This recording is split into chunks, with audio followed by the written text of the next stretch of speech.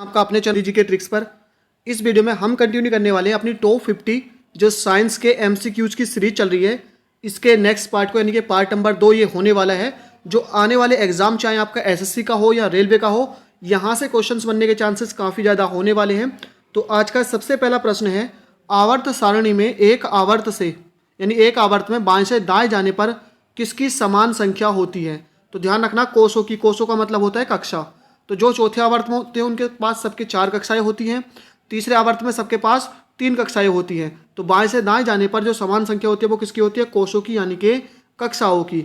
Next है number 2, आवर्त नियम निम्न में से किसने दिया था? तो सबसे पहला जो आवर्त नियम दिया था ये दिया था मेंडलीफ ने। किसने दिया था? मेंडलीफ। नेक्स्ट है नंबर 3, आवर्त सारणी के रूप में तत्वों का वर्गीकरण सर्वप्रथम किसने किया था? तो ये किया था किसने? मेंडलीफ ने, क्योंकि सबसे पहले जो आवर्त सारणी दी थी वो किसने दी थी? मेंडलीफ ने दी थी। नंबर 4 है, धातुओं को किस गुण के कारण उन्हें पीटकर सीट में परिवर्तित किया जा सकता है? तो ये होता है आघात वर्ध्यता, यानी जब आघात उन पे यानी कि चोट पड़ती है तो वो फैलती है, और इसी गुण को आघात वर्धना कहते हैं, यानी कि उन्हें पीट कर एक सीट के रूप में बदला जा सकता है। नेक्स्ट है नंबर 5, इसमें है धातुओं को किस गुण के कारण उन्हें खींचकर तारों में परिवर्तित किया जा सकता है? तो ये ध्यान रखना है, उन्हें पीटकर जो सीट के रूप में बदला जाता है वो आघात वर्धनीयता होता है, और खींचकर तारों के रूप में होता है ऑप्शन नंबर सी, तन्यता। क्या होता है? तन्यता। नंबर 6 है, निम्नलिखित में से किसमें सिल्वर नहीं होता है? तो ये नहीं होता है जर्मन सिल्वर में। जर्मन सिल्वर में सिल्वर नहीं होता है। नेक्स्ट है नंबर 7। नंबर 7 में कहा गया है सोडियम की खोज किसने की थी? सोडियम की खोज, तो सही जवाब है option number A, Humphry Davy ने। Humphry Davy. नेक्स्ट है नंबर 8, एल्युमिनियम किससे प्राप्त किया जाता है? तो एल्युमिनियम प्राप्त किया जाता है किससे? बॉक्साइट से, यानी बॉक्साइट क्या है? एल्युमिनियम का एक अयस्क है। नेक्स्ट है नंबर 9, Rn किस तत्व का रासायनिक चिन्ह है? Rn, तो Rn होता है ऑप्शन नंबर बी, रेडोन का। किसका होता है? रेडोन का। नंबर 10 है, पीतल किससे बनता है? पीतल, तो जो पीतल बनता है तो इसका सही जवाब होगा ऑप्शन नंबर सी, तांबा और जिंक से। यानी पीतल जो बनता है किससे बनता है? तांबे से और जिंक से। नेक्स्ट है क्वेश्चन नंबर 11, इलेक्ट्रॉन को प्राप्त करने की प्रक्रिया क्या कहलाती है? यानी इलेक्ट्रॉन को प्राप्त करने की प्रक्रिया, तो ध्यान रखना, इलेक्ट्रॉन को प्राप्त करना कहलाता है अपचयन। इलेक्ट्रॉन को प्राप्त करना क्या कहलाता है? अपचयन। नेक्स्ट है नंबर 12, द्रव अवस्था में पाई जाने वाली अधातु कौन सी है? ध्यान रखना है, धातु नहीं पूछी, धातु पारा होती है।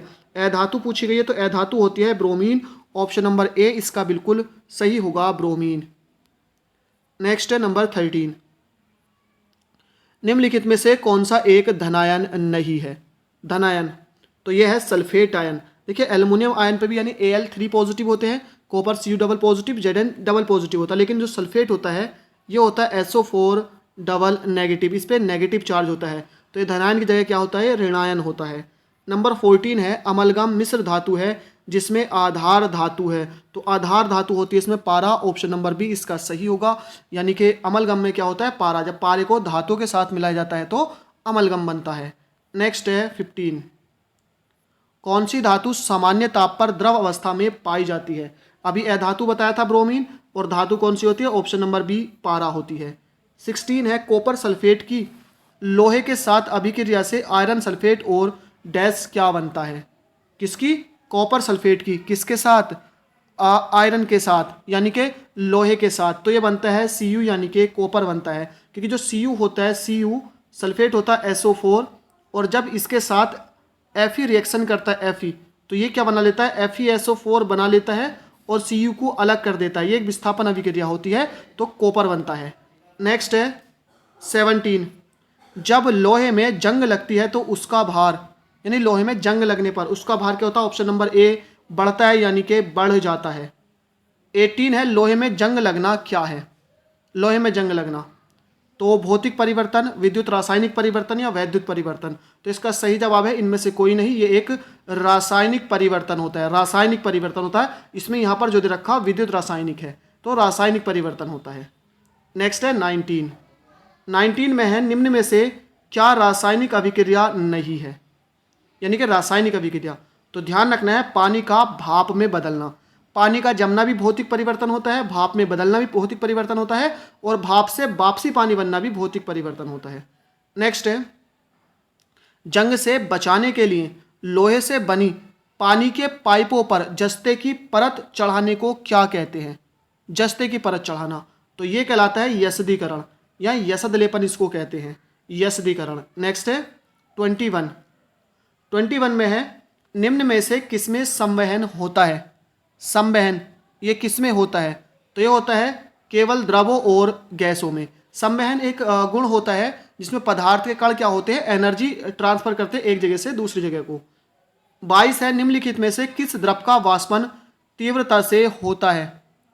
तीव्रता से वाष्पन, तो ये होता है एल्कोहल का, क्योंकि इसका जो आप कह सकते हैं बॉइलिंग पॉइंट होता है लगभग 78 या 79 के आसपास होता है डिग्री सेल्सियस। बाकी सबका क्या होता है, इससे ज़्यादा होता है, तो सबसे तेजी से एल्कोहल वाष्पित होता है। नेक्स्ट है 23, इसमें कहा गया है न्यूनतम तापमान किसके द्वारा मापा जाता है? न्यूनतम मतलब सबसे कम जो तापमान होता है। ऑप्शन नंबर ए, एल्कोहल थर्मामीटर के द्वारा इसको मापा जाता है। 24 है, निम्न में से किसमें क्रायोजेनिक इंजन का प्रयोग किया जाता है? क्रायोजेनिक इंजन, तो ये क्या जाता है रॉकेट प्रौद्योगिकी में। रॉकेट में आप कह सकते हैं क्रायोजेनिक इंजन का ही प्रयोग किया जाता है। नेक्स्ट है 25 है, तारों का रंग किस पर निर्भर करता है? यानी तारों का जो रंग होता है तो ये करता है इनके तापमान पर, यानी तारा जितना तापमान अधिक होगा उसका रंग उतना तेज होता है। 27 है, जल वाष्प में कौन सी ऊष्मा भंडारित रहती है? जल वाष्प में, तो ऑप्शन नंबर बी ये होती है गुप्त ऊष्मा। जल वाष्प में कौन सी ऊष्मा? गुप्त ऊष्मा। नेक्स्ट है 27, कोई पिंड ऊष्मा का सबसे अधिक अवशोषण करता है जब वह हो, यानी ऊष्मा का सबसे ज्यादा अवशोषण कब करता है? जब वह काला और खुरदरा हो, यानी काला हो प्लस खुरदरा हो। 28 है, धातु की चायदानियों में लकड़ी के हैंडल क्यों लगे होते हैं? धातु की चायदानियों में, तो इसका सही जवाब है ऑप्शन नंबर ए, लकड़ी क्या होती है? ऊष्मा की कुचालक होती है, क्योंकि चायदानी क्या होती है, चाय हमेशा मतलब गर्म होती है, या उसको जब बनाया जाता है तो गर्म होती है, तो गर्म से तो हाथ जल जाता। अब जो लकड़ी होती है वो ऊष्मा की कुचालक होती है, जिससे कि वो गर्म नहीं होती और उसको पकड़ने से हाथ नहीं जलता है। नेक्स्ट है 29, प्रकाश के एक माध्यम से दूसरे माध्यम में गुजरने पर उसकी दिशा में होने वाले परिवर्तन की घटना क्या कहलाती है? तो ये कहलाती है ऑप्शन नंबर ए, अपवर्तन। यानी प्रकाश के एक माध्यम से दूसरे माध्यम में गुजरने पर उसकी दिशा में जो परिवर्तन होता है तो ये कहलाता है अपवर्तन। प्रिज्म से गुजरने पर प्रकाश का कौन सा रंग सबसे अधिक विचलन दर्शाता है? यानी कौन सा आप कह सकते हैं सबसे अधिक विचलित होता है? तो ये होता है ऑप्शन नंबर सी, बैंगनी। यानी प्रिज्म से जब प्रकाश को गुजारा जाता है तो सबसे अधिक जो विचलित होता है होता है बैंगनी रंग। नेक्स्ट है 31, श्वेत प्रकाश में कितने रंगों का मिश्रण होता है? तो ये होता है ऑप्शन नंबर डी, 7 का। आपने देखा भी होगा विवगियोर, ये होता है वायलेट, इंडिगो, विली यानी विलू, ग्रीन, येलो, ऑरेंज और रेड। नेक्स्ट है 32, वह लेंस जो किरणें एकत्रित करता है उसे क्या कहते हैं? यानी जो किरणों को एकत्रित करता है तो इसको कहते हैं अभिसारी, जिसे उत्तल लेंस कहते हैं। अपसारी किरणों को फैलाता है। नेक्स्ट है, सब्जियां जल्दी खराब होती हैं क्योंकि उनमें अधिक मात्रा में होता है। तो सब्जियों में जो अधिक मात्रा में होता है किसकी? जल की अधिक मात्रा होती है, इसी कारण क्या होती है सब्जियां अमूमन जल्दी खराब हो जाती हैं। 34 है, निम्नलिखित में से कौन सा एक रेशेदार प्रोटीन है? रेशेदार प्रोटीन, ऑप्शन नंबर डी, सी, क्रेटीन। क्रेटीन क्या है? एक रेशेदार प्रोटीन होता है। नेक्स्ट है 35, लार किसके पाचन में मदद करती है? लार तो ये करती है ऑप्शन नंबर बी, स्टार्च के पाचन में। 36 है, निम्नलिखित में से लार में पाया जाने वाला एंजाइम है? तो यह है ऑप्शन नंबर डी होता है टॉयलिन। लार में पाए जाने वाला एंजाइम टॉयलिन होता है। 37 है, किसकी उपस्थिति के कारण गाय का दूध पीला होता है? किसकी उपस्थिति के कारण? तो यह होता है कैरोटीन की, ऑप्शन नंबर डी, कैरोटीन की उपस्थिति के कारण। 38 है, अस्थियों और दांतों में मौजूद रासायनिक द्रव्य है? अस्थियों और दांतों में तो होता है कैल्शियम फास्फेट, ऑप्शन नंबर ए, कैल्शियम फास्फेट। नेक्स्ट है 39, खट्टे दूध में होता है, यानी कि खट्टे दूध में क्या होता है, तो ये होता है lactic acid, option number D lactic acid. Next है 40 निम्न में से किसे आरबीसी का कब्रिस्तान कहा जाता है, रेड ब्लड सेल्स की कब्रगाह, तो ये कहा जाता है प्लीहा को, ऑप्शन नंबर बी प्लीहा। नेक्स्ट है 41 मानव शरीर का सबसे बड़ा अंग कौन सा होता है, मानव शरीर का, तो ऑप्शन नंबर सी यकृत होता है मानव शरीर का सबसे बड़ा अंग। 42 है कार्बोहाइड्रेट के अलावा आहार में ऊर्जा का एक प्रमुख स्रोत होता है, आहार में, तो होता है ऑप्शन नंबर बी फैट यानी कि बसा। कार्बोहाइड्रेट से तो एनर्जी मिलती है, साथ में बसा से। नेक्स्ट है 43 फलों का मीठा स्वाद किसके कारण होता है, फलों के मीठे स्वाद, ये ऑप्शन नंबर बी फ्रैक्टोज के कारण। 44 है मानव शरीर अपनी अधिकांश ऊर्जा वनस्पति भोजन से किस रूप में प्राप्त करते हैं, यानी जो मानव शरीर होते हैं अपनी अधिकांश ऊर्जा वनस्पति भोजन से किस रूप में, कार्बोहाइड्रेट के रूप में, option number D carbohydrate. Next है 45 निम्नलिखित में से सबसे मीठी शर्करा कौन सी है, सबसे मीठी शर्करा, ऑप्शन नंबर सी फ्रैक्टोज होती है। नेक्स्ट है 46 हमारे शरीर में ऊर्जा निम्न में से कौन देता है, ऊर्जा हमारे शरीर को, तो इसका सही जवाब है ऑप्शन नंबर सी कार्बोहाइड्रेट।